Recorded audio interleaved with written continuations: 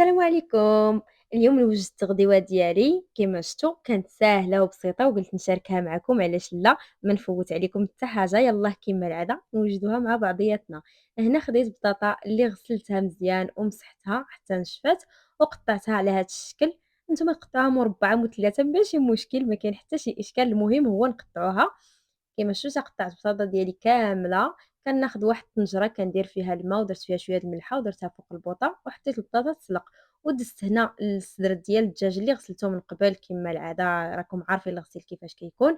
وصافي درت ليه الملحه ودرت ليه زيت الزيتون وكندير ليه هاد العطريه د الابزار بيض وحمر والقزبرت. كيكون هاد القرعه الصراحه زوينه، ننصحكم شريوها، كتعجبني الصراحه، كدير واحد اللذه يا سلام. ودرت الاعشاب المنسمه ودرت البزار بيض ودرت الفلفلة السودانية، ودرت واحد العطرية عندي مخلطة كتكون فيها الجبن وداك الشي، وخلطت داك الدجاج ودرتو جانبًا. خديت بطاطا ما خليتهاش تسلق بزاف، بحال إلا دارت لينا غير نص سلقة، درت عليها حتى هي زيت الزيتون والملحة. وهاد العطرية اللي قلت لكم فيها الفرماج مجفف راه كيكونوا في السوبر ماركت تتلقاي فيهم، تلقاي الأنواع ديال العطريات. ودرت فيها حتى هي أعشاب منسمة.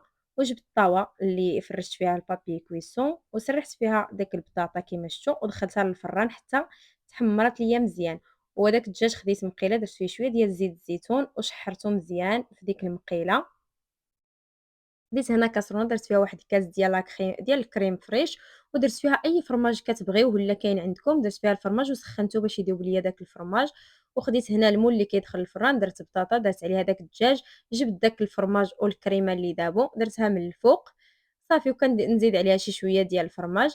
عوض ما ديروا صوص بيشاميل كندير انا غير هكا، كتجي خفيفه ولذيذه في الصراحه.